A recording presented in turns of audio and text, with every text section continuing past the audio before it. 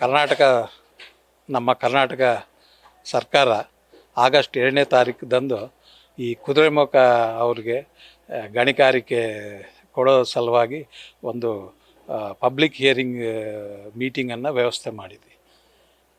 ಈ public hearing meeting ಅನ್ನೋದು ಸುಮ್ಮನೆ ಕಣ್ಣು ಒರೆಸೋ ತಂತ್ರವೇ ಬಿಟ್ಟು ಮತ್ತೇನೂ ಇಲ್ಲ. ಯಾಕಂದರೆ ಈಗಾಗಲೇ ನಾವು ಹಲವಾರು ಪಬ್ಲಿಕ್ ಹಿಯರಿಂಗ್ ಮೀಟಿಂಗ್ಗಳನ್ನು ನಾವು ಅಟೆಂಡ್ ಆಗಿದ್ದೀವಿ, ನಮ್ಮ ಗೋಳನ್ನು ತಿಳಿಸಿದ್ದೀವಿ. ಆದರೂ ಕೂಡ ಆ ಅಭಿಪ್ರಾಯ ವಿರುದ್ಧ ಅಲ್ಲಿ ಆಗೋದೇ ಬೇರೆ. ಹಾಗಾಗಿ ನಮಗೆ ಈ ಪಬ್ಲಿಕ್ ಹಿಯರಿಂಗ್ ಅನ್ನೋ ಮೀಟಿಂಗ್ ಇವೆಲ್ಲ ಇದೆಯಲ್ಲ, ಇದರಲ್ಲಿ ನಮಗೆ ನಂಬಿಕೆ ಇಲ್ಲ.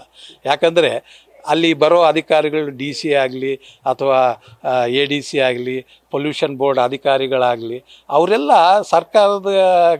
ಸರ್ಕಾರದ ಅಧಿಕಾರಿಗಳಾಗಿರ್ತಾರೆ, ಸರ್ಕಾರದ ಕೂಲಿ ಆಳಾಗಿರ್ತಾರೆ. ಅವರು ಕೊನೆ ಮಾತು ಅವರ ಯಜಮಾನರ ಮಾತು ಕೇಳ್ತಾರೆ ಹೊರತು ಅಲ್ಟಿಮೇಟ್ ಪ್ರಜಾಪ್ರಭುತ್ವದಲ್ಲಿ ಯಾರು ಅಂತಿಮ ಯಜಮಾನರು ಅನ್ನೋದನ್ನು ಮರ್ತೇ ಬಿಡ್ತಾರೆ. ಪ್ರಜಾಪ್ರಭುತ್ವದಲ್ಲಿ ಸಾಮಾನ್ಯ ಜನರು ನಮ್ಮ ಯಜಮಾನರು ಅನ್ನೋದನ್ನ ಮರೆತು ನಮಗೆ ಸಂಬಳ ಸರ್ಕಾರ ಕೊಡುತ್ತಲ್ಲ ಅಂತ ಹೇಳಿ ಸರ್ಕಾರಗಳು ಅಲ್ಲಿ ಸರ್ಕಾರದಲ್ಲಿ ಇರೋ ಏನಂತೀವಿ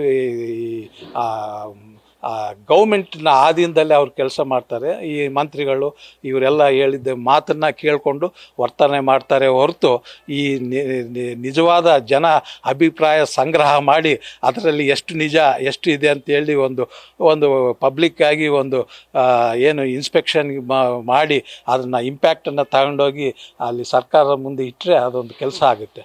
ಅದೆಲ್ಲ ಮಾಡೋದು ಬಿಟ್ಟು ಇವರು ಈ ಥರ ಕಣ್ಣೊರೆಸೋ ತಂತ್ರ ಮಾಡಿದರೆ ಆಮೇಲೆ ಮೊನ್ನೆ 15 ದಿವಸ ಕೆಳಗಡೆ ಖಂಡ್ರೆ ನಮ್ಮ ಅರಣ್ಯ ಸಚಿವರು ಖಂಡ್ರೆ ಅವರು ಇಲ್ಲಿ ನಾವು ಅವಕಾಶ ಕೊಡಲ್ಲ ಅಂತ ಹೇಳಿ ಪತ್ರ ಬರೆದಿದ್ದಾರೆ. ಇದೆಲ್ಲ ಪಬ್ಲಿಕ್ ಸ್ಟೇಟ್ಮೆಂಟ್ ಆಗಿದೆ, ಎಲ್ಲ ಜನರ ಮಧ್ಯೆ ಹೋಗಿದೆ. ಈಗಿರಬೇಕಾದ್ರೆ ನೀವು ಸರ್ಕಾರದವರು ಜನರಿಗೆ ಯಾವ ಸಂದೇಶವನ್ನು ಕಳಿಸ್ತಾ ಇದ್ದೀರಿ? ಒಂದು ಕಡೆ ನಾವು ಅರಣ್ಯ ಭಾಗವನ್ನು ಕೊಡಲ್ಲ ಅಂತ ಸಂದೇಶ ಕಳಿಸ್ತಾ ಇದ್ದೀರಿ, ಇನ್ನೊಂದು ಕಡೆ ಪಬ್ಲಿಕ್ ಹಿಯರಿಂಗ್ ಮೀಟಿಂಗ್ ಅಂತ. ಆಯಿತು, ನೀವೇನು ಹೇಳ್ಬೋದು, ಇದು ನಮ್ಮ ಆಧೀನದಲ್ಲಿಲ್ಲ, ಸೆಂಟ್ರಲ್ ಗೌರ್ಮೆಂಟ್ ಆಧೀನದಲ್ಲಿದೆ, ಸೆಂಟ್ರಲ್ ಗೌರ್ಮೆಂಟಿಂದ ಪೊಲ್ಯೂಷನ್ ಬೋರ್ಡ್ನವ್ರು ಬಂದು ಪಬ್ಲಿಕ್ ಹಿಯರಿಂಗ್ ಮಾಡು, ಅದಕ್ಕೆ ನೀವೊಂದು ತಕರಾರು ಹಾಕ್ರಿ.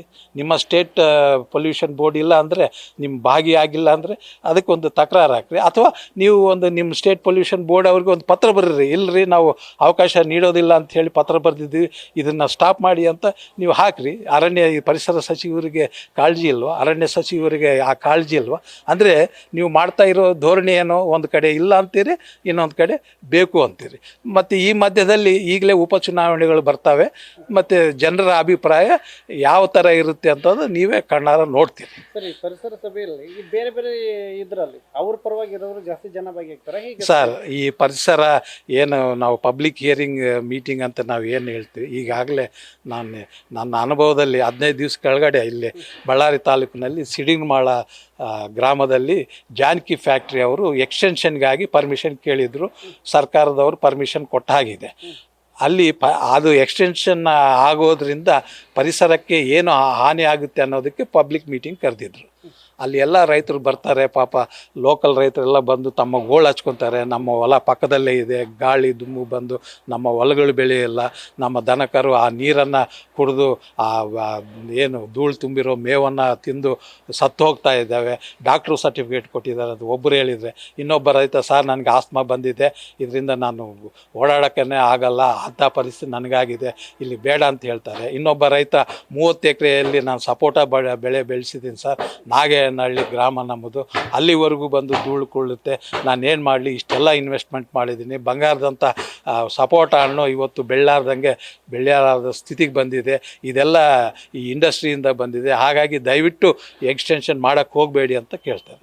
ಆದರೆ ಏನಂತೀವಿ, ಈ ಕಂಪ್ನಿಯವರು ಅಂದರೆ ಕಾರ್ಖಾನೆಯವರು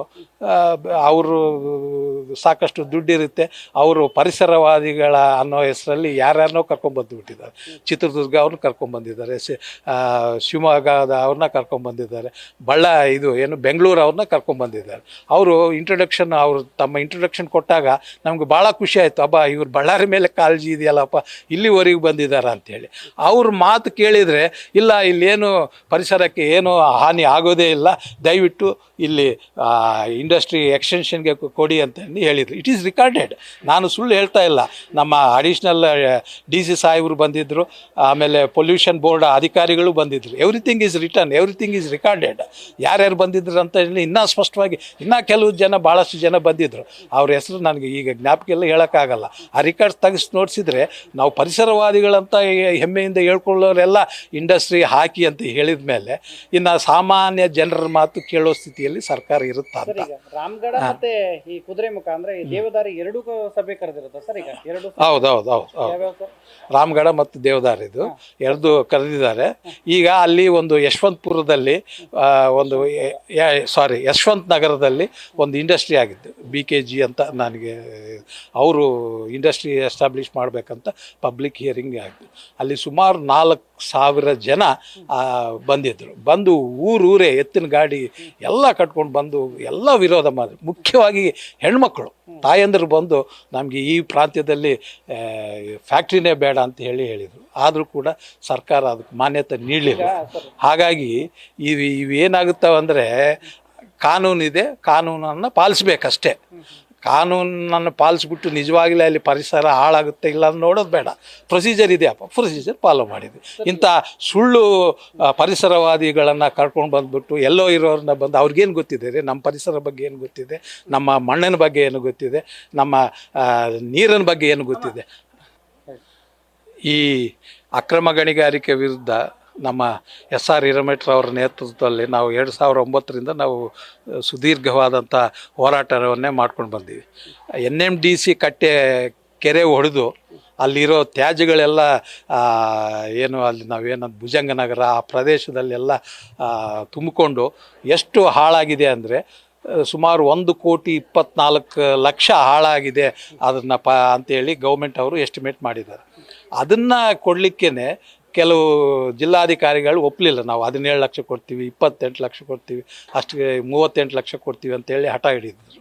ಅಲ್ಲ ರೀ, ನಿಮ್ಮ ಸರ್ಕಾರದವರೇ ಇದನ್ನು ಎಸ್ಟಿಮೇಟ್ ಮಾಡಿದ್ದಾರೆ, ಕೊಡಿಸಲೇಬೇಕು ಅಂಥೇಳಿ ನಾವು ಹೋರಾಟ ಮಾಡಿ 1,24,00,000 ದುಡ್ಡನ್ನು ಎಲ್ಲ ರೈತರಿಗೆ ಹಂಚಲಿಕ್ಕೆ ನಮ್ಮ ಹಿರೇಮಠ ಅವರ ನೇತೃತ್ವದಲ್ಲಿ ಒಂದು ದೊಡ್ಡ ಹೋರಾಟನೇ ನಡೆಯಿತು. ಈಗ ನಾವು ಅನುಭವಿಸಿದ್ದೀವಿ, ನಮಗೆ ಅನುಭವವಿದೆ. ಅಕ್ರಮ ಗಣಿಗಾರಿಕೆಯಿಂದ ಅಥವಾ ನೀವು ಏನು ಕಾನೂನುಬದ್ಧವಾಗಿ ನಾವು ಗಣಿವಾಗಿ ಕೊಡ್ತಿರೋದ್ರಿಂದ ಪರಿಸರಕ್ಕೆ ಎಷ್ಟು ಅನ್ಯಾಯ ಆಗುತ್ತೆ ಅಂತ ನಮಗೆ ಗೊತ್ತಿದೆ. ಇವತ್ತು ನೀವು ಈಗಾಗಲೇ ಸರ್ಕಾರ ಮಾನ್ಯ ಸುಪ್ರೀಂ ಕೋರ್ಟ್ ಆದೇಶದಂತೆ ಅಕ್ರಮ ಗಣಿಗಾರಿಕೆಗಳು ಯಾವ್ಯಾವು ಅಂಥೇಳಿ ಅವನ್ನೆಲ್ಲ ಬಂದ್ ಮಾಡಿದ್ದಾವೆ. ಅಂಥ ಜಾಗದಲ್ಲಿ ತಾವು ಅವಕಾಶ ಕೊಡಿ. ಇರೋ ಇವರೇ ಅಲ್ಲೇ ಅಲ್ಲೇ ಈಗ ಹಚ್ಚು ಹಸಿರು ಅರಣ್ಯ ಪ್ರದೇಶವನ್ನು ನಮಗೆ ನಾವು ರೇನ್ ಶ್ಯಾಡೋ ಏರಿಯಾದಲ್ಲಿ ಇದ್ದೀವಿ. ನಮಗೆ ಮಳೆನೇ ಬರೋದು ಅಪರೂಪ. ಅಂಥ ಮಳೆ ಬರೋದು ಇಷ್ಟೋ ಮಳೆ ಬರ್ತದಂದರೆ ಸಂಡೂರಿನ ಗುಡ್ಡಗಾಡು ಪ್ರದೇಶದಿಂದ ನಮಗೆ ಮಳೆ ಬರ್ತಾ ಇದೆ. ಇವತ್ತು ಅಲ್ಲಿ ನೀವು ಹೊಸದಾಗಿ ನಾವು ಅರಣ್ಯ ಕೊಡ್ತೀವಿ ಗಣಿಗಾರಿಕೆಗೆ ಅಂತ ಹೇಳಿ ಹಚ್ಚು ಹಸಿರು ಗಿಡಗಳನ್ನು ಸುಮಾರು 1,50,000, ಇದು ಯಾರೂ ಲೆಕ್ಕ ಮಾಡಿಲ್ಲ, ಸುಮಾರು 1,50,000 ಅಂತ ಹೇಳ್ತಾರೆ. ಅದು 2 ಲಕ್ಷ ಇರ್ಬೋದು, 3 ಲಕ್ಷ ಇರ್ಬೋದು. ಯಾರು ಎಣಿಸಿದ್ದಾರೆ, ಯಾರು ನಂಬರ್ ಹಾಕಿದ್ದಾರೆ? ಇವತ್ತು ಕಾಡಿಗೆ ಹೋಗಿ ಯಾರಾದರೂ ಎಣಿಸಿದಾರ ಇಷ್ಟೇ ಗಿಡಗಳು ನಾಶವಾಗ್ತಾವೆ ಅಂತ ಹೇಳಿ? ಸರ್ಕಾರಕ್ಕೆ ಈಗ ಸರ್ಕಾರ ಹೇಳಿತ್ತು, ರಾಜ್ಯ ಸರ್ಕಾರ ಎಲ್ಲವನ್ನೂ ಗಣಿಗಾರಿಕೆ ಕೊಡೋದಿಲ್ಲ ಅಂತ ಹೇಳಿ ಈಗ ಅವರೇ ಸ್ಟಾರ್ಟ್ ಮಾಡ್ತಾ ಇದ್ದಾರೆ ಸರ್. ಅದೇ ನಮ್ಮ ದೌರ್ಭಾಗ್ಯ. ಇವತ್ತು ಏನು ನಾವು ಈಗಾಗಲೇ ಮಾನ್ಯ ಅರಣ್ಯ ಸಚಿವರಿಗೆ ಪತ್ರ ಬರೆದಿದ್ದೀವಿ. ಪತ್ರ ಬರೆದು ಅವ್ರನ್ನ ನಮ್ಮ ಜನಸಂಗ್ರಾಮ ಪರಿಷತ್ತಿಂದ, ಸಮಾಜ ಪರಿವರ್ತನಾ ಸಮುದಾಯದಿಂದ, ನಮ್ಮ ಸಂಡೂರು ಭಾಗದ ನಮ್ಮ ಶ್ರೀಶೈಲ ಅವರು, ಶಿವಕುಮಾರ್ ಅವರು, ಅಲ್ಲಿರೋ ಹೋರಾಟಗಾರರೆಲ್ಲ ಹೋಗಿ ವಿನಂತಿ ಮಾಡಿದ್ದಾರೆ. ಅದ್ರ ಪ್ರಕಾರನೇ ಅರಣ್ಯ ಇಲಾಖೆಯಿಂದ ನಮ್ಮ ಖಂಡ್ರೆ ಸಾಹೇಬರು ನೋಟಿಸನ್ನು ಹೊರಡಿಸಿದ್ದಾರೆ, ನಾವು ಅನುಮತಿ ನೀಡಲ್ಲ ಅಂತೇಳಿ. ಹಾಗಿರಬೇಕಾದ್ರೆ ಮತ್ತೆ ಸರ್ಕಾರದಿಂದನೇ ಪಬ್ಲಿಕ್ ಹಿಯರಿಂಗ್ ಮೀಟಿಂಗ್ ಅಂತ ಬಂದಿದೆ. ಇದೇನು ಅರ್ಥ? ಒಂದು ಸಲ ನೀವು ಅರಣ್ಯ ಅದು ನೀಡಲ್ಲ ಅಂದ ಕೂಡಲೇ ಅಲ್ಲಿಗೆ ಮುಗಿದೋಯ್ತು ಅಂತ ನಾವು ಅಂದ್ಕೊಂಡಿರ್ತೀವಿ. ಮತ್ತೆ ನೀವು ಪರಿಸರ ಪಬ್ಲಿಕ್ ಹಿಯರಿಂಗ್ ಮೀಟಿಂಗ್ ಅಂತ ಇಟ್ಟರೆ ಇದು ದ್ವಂದ್ವ ನೀತಿ ಅಂತ ಹೇಳ್ತೀನಿ. ಹಾಗಾಗಿ ನೀವು ನಿಮಗೆ ಅವಸರ ಇಲ್ಲ, ಅಲ್ಲಿ ಕೊಡೋದು ಆ ಥರ ಉತ್ತರ ಕೊಡೋದು ಅವಶ್ಯಕತೆ ಇಲ್ಲ, ಈ ಥರ ಪಬ್ಲಿಕ್ ಮೀಟಿಂಗನ್ನು ಕರೆಯೋದು ಅವಶ್ಯಕತೆ ಇಲ್ಲ. ನೀವು ಪತ್ರ ಬರೀರಿ, ನಿಮ್ಮ ಪೊಲ್ಯೂಷನ್ ಬೋರ್ಡ್ ಅವರು ಸೆಂಟ್ರಲ್ ಗೌರ್ಮೆಂಟ್ ಇಂದ ಬರ್ತಾ ಇದ್ದಾರೆ ಅಂದರೆ ನೀವು ಅವ್ರಿಗೊಂದು ಪತ್ರ ಬರೀರಿ, ಇಲ್ಲ ನಾವು ಅಪೋಸ್ ಮಾಡಿದ್ದೀವಿ, ನೀವು ಯಾವುದೇ ಕಾರಣಕ್ಕೂ ಬರಬಾಡ್ರಿ ಅಂತ ಕೇಳ್ರಿ. ನಾವೇ ಅನುಮತಿ ಕೊಟ್ಟಿಲ್ಲ ಅಂದರೆ ಪಬ್ಲಿಕ್ ಹಿಯರಿಂಗ್ ಮಾಡೋ ಪ್ರಶ್ನೆ ಏನಿದೆ ಅಂತ ನೀವು ಪತ್ರ ಬರ್ಬೋದಾಗಿತ್ತಲ್ಲ. ಅಥವಾ ನಿಮ್ಮ ಸ್ಟೇಟ್ ಗೌರ್ಮೆಂಟ್ ಅವರೇ ಪೊಲ್ಯೂಷನ್ ಬೋರ್ಡ್ ಅವರೇ ಬರ್ತಾ ಇದ್ದಾರೆ ಅಂತ ಅವ್ರಿಗೊಂದು ಪತ್ರ ಬರೀರಿ, ಇಲ್ಲ ರೀ ನಾವು ಪರ್ಮಿಷನ್ ಕೊಡೋವರೆಗೂ ನೀವು ಅಲ್ಲಿ ಪಬ್ಲಿಕ್ ಹಿಯರಿಂಗ್ ಮಾಡಬಾರ್ದು ಅಂತೇಳಿ ನೀವು ಒಂದು ಪತ್ರ ಬರಿಬೋದಲ್ಲ. ನೀವು ಮತ್ತೆ ಪತ್ರ ಬರೆದಾರಲ್ಲ ಸುಮ್ಮನೆ ನಾವು ಅರಣ್ಯ ಫಾರೆಸ್ಟ್ ಡಿಪಾರ್ಟ್ಮೆಂಟಿಂದ ಒಂದು ಪತ್ರ ಕಳಿಸಿದ್ದೀವಿ ಅದನ್ನು ನಿಲ್ಲಿಸ್ಬಿಡ್ತೀವಿ ಅಂದರೆ ಅದು ಸಾಧ್ಯನಾ? ಇದೆಲ್ಲ ಕಣ್ಣೊರಿಸೋ ತಂತ್ರ ಅಂತ. ಇದು ಜನರು ಸಹಿಸಲ್ಲ. ಆಮೇಲೆ ತಾಳ್ಮೆ ಇರೋವರೆಗೂ ತಾಳ್ಮೆ ಇರ್ತಾರೆ. ಒಂದೇ ಸಲ ದಂಗೆ ಹೇಳಿದರೆ ಅದು ಜವಾಬ್ದಾರರು ನೀವು ಆಗ್ತಿರೋ ಹೊರತು ಜನ ಸಾಮಾನ್ಯರಲ್ಲ. ಇವತ್ತು ಜನರ ಭವಿಷ್ಯ ಹಾಳಾಗ್ತಾ ಇದೆ, ಜನರ ಜೀವನ ಹಾಳಾಗ್ತಾ ಇದೆ, ಜನರ ಆರೋಗ್ಯ ಹಾಳಾಗ್ತಾ ಇದೆ. ಇವತ್ತು ಅಷ್ಟು ಗಿಡ ಮರಗಳನ್ನು ಕಡಿದುಬಿಟ್ರೆ ನಾಳೆ ಮಣ್ಣು ಕುಸಿತ ಆದರೆ, ಗುಡ್ಡ ಕುಸಿತ ಆದರೆ, ಇವತ್ತು ಯಾವುದು ಮಡಿಕೇರಿಯಲ್ಲಿ ನೋಡ್ತಾ ಇದ್ವಿ, ಎಷ್ಟು ಕೊಡಗು ಜಿಲ್ಲೆಯಲ್ಲಿ ನೋಡ್ತಾ ಇದ್ವಿ ಎಷ್ಟು ಮಣ್ಣು ಕುಸಿತ ಆಗ್ತಾ ಇದೆ, ಆ ಪಶ್ಚಿಮ ಘಟ್ಟಗಳಲ್ಲಿ ಎಷ್ಟು ಮಣ್ಣು ಕುಸಿತ ಆಗ್ತಾ ಇದೆ ಅಂತ ನಾವು ಕಣ್ಣಾರ ನೋಡ್ತಾ ಇದ್ವಿ. ಇದು ನಿಮ್ಗೆ ಯಾರಿಗೂ ಪ್ರಜ್ಞೆ ಇಲ್ವಾ? ಇದು ನಿಮ್ಮ ಜವಾಬ್ದಾರಿ ಅಲ್ವಾ ಅಂತ ನಾನು. ಪರಿಸರ ಸಭೆ ವಿರೋಧ ಆಯ್ತಾ ಸರ್? ಈಗ ಅಭಿಪ್ರಾಯ ಸಂಗ್ರಹಣೆ ಯಾಕ್ರಿ ಮಾಡ್ತೀರಿ ನೀವು? ಯಾಕ್ರಿ ಮಾಡ್ತೀರಿ ನೀವು? ಅರಣ್ಯ ಇಲಾಖೆಯಿಂದ ಪತ್ರ ಬರೆದಿದ್ದ ಮೇಲೆ ಇದು ನಾವು ಒಪ್ಪಿಗೆ ಇಲ್ಲ ಅಂದಮೇಲೆ ಇದು ಮತ್ತೆ ಪರಿಸರ ಸಭೆಯನ್ನು ಕರೆದು ಏನು ಉದ್ಧಾರ ಮಾಡ್ತಿದ್ರಿ? ಹಂಗಾದ್ರೆ ನೀವೇನು ಮಾಡ್ತೀರಿ? ಅಲ್ಲಿ ಇರೋ ಅವ್ರಿಗೆ ಕುದುರೆಮುಖ ಅವ್ರಿಗೆ ಇನ್ನೊಬ್ಬರು ಅವ್ರಿಗೆ ಎಲ್ಲ ಹೇಳ್ಬಿಟ್ಟು, ನೋಡಪ್ಪ ನಿಮ್ಮ ಜನರ ಕರ್ಕೊಂಬನ್ರಿ, ಪರಿಸರವಾದಿಗಳೆಲ್ಲನೂ ಕರ್ಕೊಂಬನ್ರಿ, ಏನು ಹೇಳ್ತಿರೋಗಳ್ರಿ, ಅವ್ರ ಬಾಯಿ ಕಡೆಯಿಂದ ನಿಮ್ಮ ಒಳ್ಳೆ ಅಲ್ಲಿ ಏನು ಬಂದರೂ ಕೂಡ ಜನರಿಗೆ ಹಾನಿ ಆಗಲ್ಲ ಅಂತ ಹೇಳ್ಸ್ಬಿಡ್ರಿ, ಅದನ್ನ ಇಟ್ಕೊಂಡು ನಾವು ಪರ್ಮಿಷನ್ ಕೊಡ್ತೀವಿ ಅಂತ ಈ ನಾಟಕ ಮಾಡ್ತಾ ಇದ್ದೀರ. ಇಷ್ಟೇ ಇರೋದು. ಬೇಡ ಅಂತಾರೆ ಸಭೆ ಬೇಡ. ಯಾಕೆ? ಅರಣ್ಯ ಇಲಾಖೆಯಿಂದ ಪತ್ರ ಹೋದ್ಮೇಲೆ ಅದು ತಾಂಡು ಏನು ಮಾಡ್ತೀರಿ? ಅದಾದ್ಮೇಲೆ ತಾನೇ ಜನರ ಬರೋದು. Right sir, thank you. News first, ನಿರ್ಭೀತಿಯಿಂದ ನಿಮ್ಮ ಪರವಾಗಿ.